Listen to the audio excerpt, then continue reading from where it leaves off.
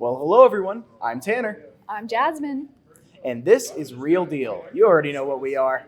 This week is the superhero episode, and we've got some yappers in store for you. Yep, we have segments on the following topics. Drama surrounding the Wolverine video game is getting people online heated. I get to talk about Magic the Gathering. Gen V and Peacemaker's second seasons each have a segment, and I get to do a segment on Magic the Gathering. Godzilla Day is near, and we're going to talk about it, and I get to wrap this episode up with a chance to talk to you guys about Magic the Mother Freaking Gathering. So no more wasting time. Let's get to it.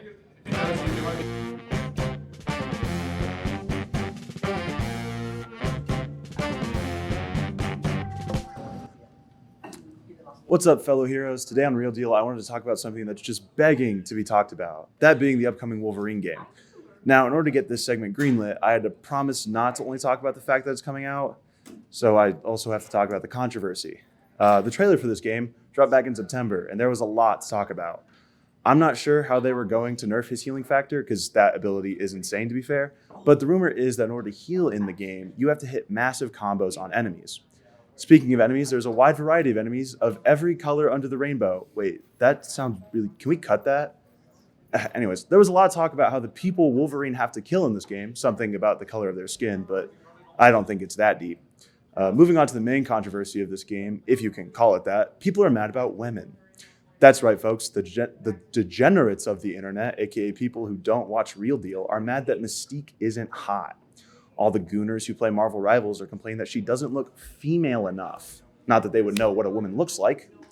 Once fans started talking about the looks of Mystique, they had to figure out why she looked that way. They found out that the person who did the work for Mystique was also a character artist who worked on Concord. And fans were pissed. Now listen, people need to work, and they will find work. We shouldn't discredit this person because they worked on a dead game that was really bad. The game wasn't bad solely because of character design. Long story short, haters gonna hate. I'm excited for this game, and I hope you're also excited for when this game drops next fall. Yeah, I don't know about that one. I saw the image of Mystique. Put her right there, editors. I still think she's hot. She's sure hot, but I'm still not over the part where they mentioned that the character artist worked on Concord. That shit was so abysmal that I will be judging the game before it comes out. That's kind of shallow of you, Tan. I don't even need to say anything. You just did. Hey, don't we have a segment on Gen V coming up next? I wonder who could be doing that. There is a lot to be said about Season 2 of Gen V, which actually just aired its final episode of the season on October 23rd. To be broad, Season 2 was a solid follow-up to the well-received Season 1, expanding on previous lore, incorporating bigger mysteries, presenting bloodier fights, involving some more grotesque humor, and even introducing a new mysterious antagonist. Now, let's get into the nitty-gritty of this bloodbath. This season was absolutely crazy. They introduced Cypher. We had a family reunion between Marie and Annabeth, and we had a flat-out mystery presented via Project Odessa. Yeah, this season was definitely packed. It was a lot to digest. And although the season had a slow start, it definitely made up for it in the second half. And to be honest, the slow start helped set up some of the good storylines and character dynamics too, don't you think? I definitely think the season had a slow start, but I think it was necessary to properly set up the mystery of Project Odessa and help set up the mystery of who Cypher was and how he was tied to Project Odessa. Speaking of which, I love the reveal of Marie being Project Odessa and Cypher actually being a random man named Doug Brightbill, who is actually just being puppeteered by God Use founder Thomas Godolkin. It wasn't necessarily a big surprise, but it was very interesting at the very least. I think so too, but I have to admit that I was really disappointed with how they handled some of the events in this show, and especially with how they handled Thomas Godolkin, SpongeBob. Really? What disappointed you? Well, for starters, the show really hyped you up for the reveal of Thomas Godolkin. I mean, they kept us waiting until the end of episode 7, out of 8, to truly see who Cypher was all along. So in total, we get one episode where Thomas Godolkin can really start enacting his plan to cull the weak soups, in which he does the most mundane way possible. He literally, on a live stream, invites soups to come train with him in his little training room, and then makes them fight each other, which is something we had already previously seen on the show.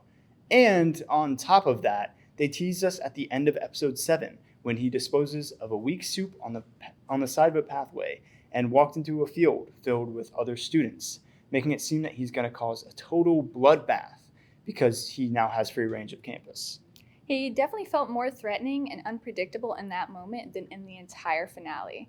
It almost felt like they wanted to dispose of Thomas Godolkin quickly so then they could wrap Gen V up and have our main cast join season 5 of The Boys. Don't get me wrong though, his death was satisfying. It was great to see Polarity get a moment to incapacitate him, and then it was great to see Murray blow him up. Yes, that was a great moment. I especially love for Andre. Man, I love Polarity. Speaking of whom, I think he had one of my favorite performances in the entire season. I agree, he did amazing, but it's really hard for me to put a finger on anyone else. I think it's mainly because of how teen drama a lot of the dialogue felt this season. Oh yeah, I can definitely see the teen drama. I think it mainly felt like teen drama for me when Annabeth and Marie reunited, and when Starlight found the gang at the end of the finale. There were a lot of moments, but those were the most prominent to me. I mean, Starlight legit shows up and genuinely recruits them to join the resistance. It's just a bit cheesy to me. I can see that, but there are definitely still plenty of good moments that balance out the feel of the season, so I'm definitely excited to see more of these characters. Oh, for sure.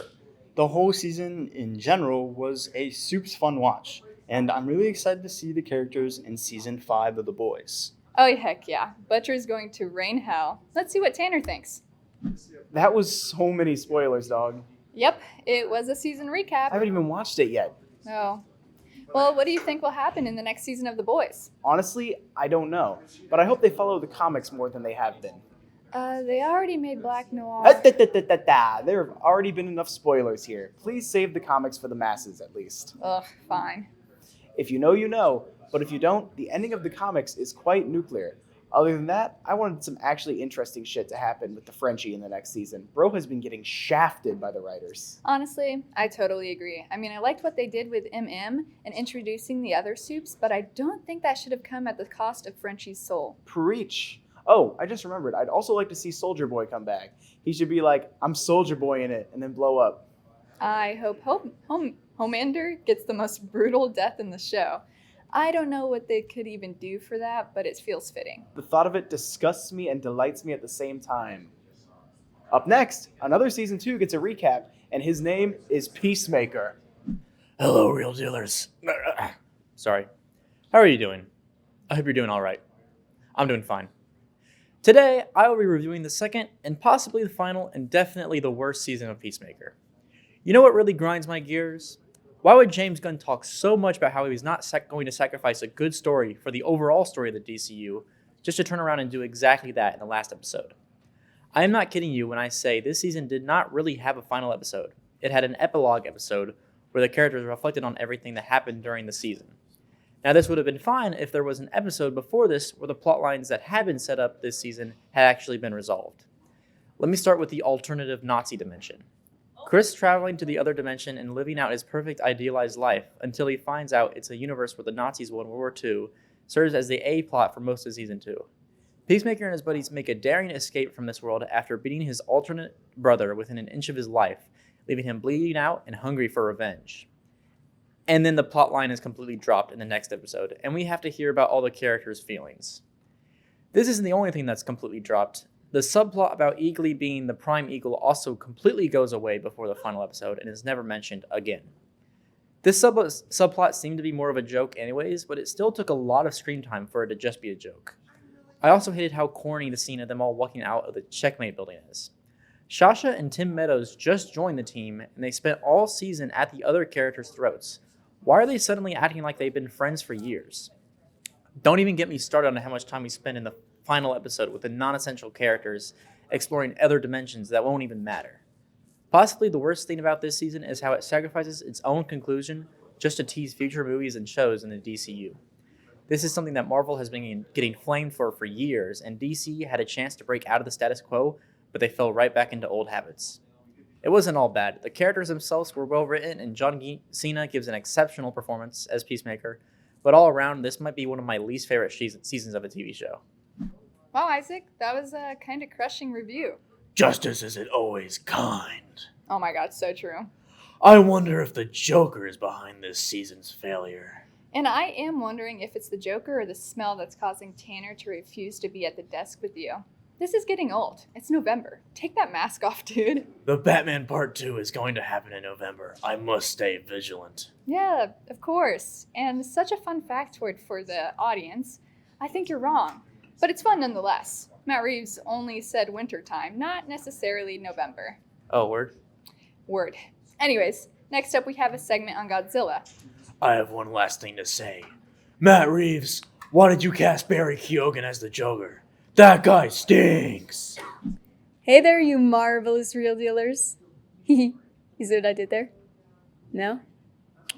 Okay, whatever. Happy belated Godzilla Day! Now, if I'm being honest, I only recently learned about Godzilla Day through our head writer, Seth? Wait, no, it's Chris. It's Chris now. Sorry, Chris. Moving on. Since first hearing about it, I've learned that every year on November 3rd, fans everywhere celebrate the anniversary of the first released Godzilla film from 1954 as a means to commemorate the legacy of the iconic multimedia monster franchise.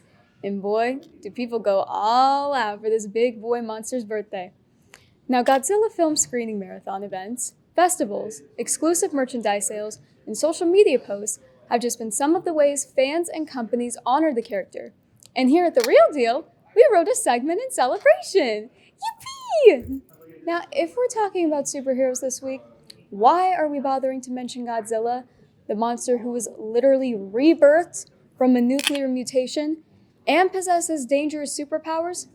Well, if you think about it, and hear me out, Godzilla is kind of an anti-hero. He gives a lot of mixed signals throughout the 35 movies made off him, to be honest. Whether Godzilla can be seen as an antagonist or an anti-hero depends on the film.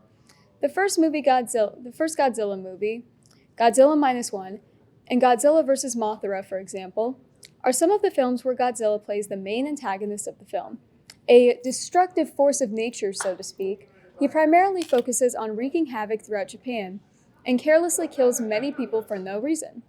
However, in other films such as Godzilla vs. King Ghidorah or Godzilla King of the Monsters, Godzilla plays more of a hero role, battling more hostile creatures. King Ghidorah, for example, is a three-headed monster that is more evil and more powerful than Godzilla. His presence not only threatens humanity more so, but also threatens Godzilla's power. At first, Godzilla seems to lose the battle, but soon overpowers Ghidorah and kills him, claiming victory and saving humanity from a greater threat. Godzilla doesn't necessarily battle them to save humanity, as he often causes careless destruction to the city and seemingly endangers the lives of citizens without so much of a care for their well-being, but rather battles these monsters to defeat the greater evil and restore his role as the most evil. With that being said, Godzilla is still a hostile, gives no damn about humanity monster. He still serves to protect the city, to stop more violent monsters from wreaking havoc, thus becoming an anti-hero in the superhero universe. So there, Bach said it best. Go, go, Godzilla. Now that's all I have for this segment. Have a happy Godzilla Day, everyone. Bye! Man, I love Godzilla. Me too. He's so cool and epic and derpy. Are you talking about those old costumes? Yes. I know they don't look real at all, but there's just something about them, you know? That derpiness. I think that might be part of how Godzilla has kind of become a hero in a lot of movies. Oh yeah, it could be. If you think about it, in the American movies, Godzilla is like a 600-foot Captain Planet, being a force of nature to quell man's folly and disrupting ecosystems. I want a Planeteer poster where they combine their powers into mother-freaking Godzilla. I know Amelia already made the joke, but go Godzilla for real. Speaking of jokes, we've got one here that I just got sent in from the control room, and it says it's from Isaac. Here it goes. Since there is Godzilla, why don't we also have Queenzilla? Okay, that sucked. Everyone boo Isaac for writing that. Boo! Hopefully this actual, for real, 100% not scripted at all bullying finally convinces him to take off that bat suit. One can only hope. Up next, we end tonight's episode with a segment on... Oh, hey, I'm sorry. I don't mean to interrupt you, but I kind of have a bit going on. Let me have this one. Okay, sure. Cool. Up next, to wrap up tonight's episode, we have a segment on Magic the Gathering, and presenting to you is Tanner. Take it away, Tanner. Thanks, Tanner. And yes, the famous trading card game Magic the Gathering is now being flooded with random IPs, as Wizards of the Coast, the Magic parent company, has decided it no longer cares about the fantasy setting of the game. You may be asking, isn't this the superhero episode? What could this possibly have to do with superheroes, Tanner? Well, my loyal viewers, Magic's most recent crossover was with the one and only web-slinging Spider-Man. You heard that right. That Menace of New York has made his way into the fantasy trading card game. The Spider-Man crossover set released roughly 2 months ago, and it hasn't been selling very well. Common complaints include disappointing adaptations of some of the characters, the contrast of Spider-Man compared to the rest of the game, the lack of powerful cards worth playing, and an exorbitant high price of the booster packs. All of these factors have led to poor sales, and the Magic community is incredibly unhappy with current creative direction. Wizards of the Coast, on the other hand, have turned the blame of poor sales to Magic the Gathering content creators, saying that their negativity made the set look bad. On top of this, crossovers aren't stopping anytime soon. After the Avatar: The Last Airbender set releases in November, we have a lineup of crossover sets releasing in 2026, including Teenage Mutant Ninja Turtles, The Hobbit, even more Marvel, and Star Trek. Who even watches Star Trek anymore? Who is the target audience for this? And hold on, I'm getting a call from the control room. What's up? What? There's rumors of a K-pop Demon Hunters crossover too? Oh my god. They're complete sellouts. There's no other way to put it.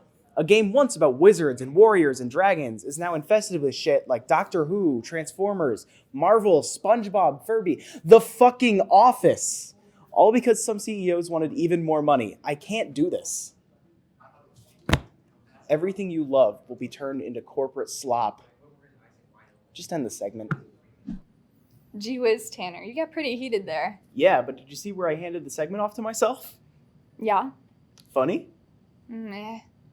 What's You didn't like the joke?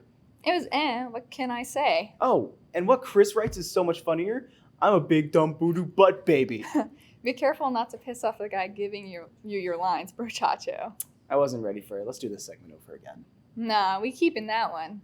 If you enjoyed the episode today and made it all the way to the end and saw Tanner call himself a doo-doo butt, then make sure to like and subscribe on YouTube as well as follow on all our other socials. I'm Jasmine Johnson, and that's Tanner Lipka. Thanks again. Bye-bye.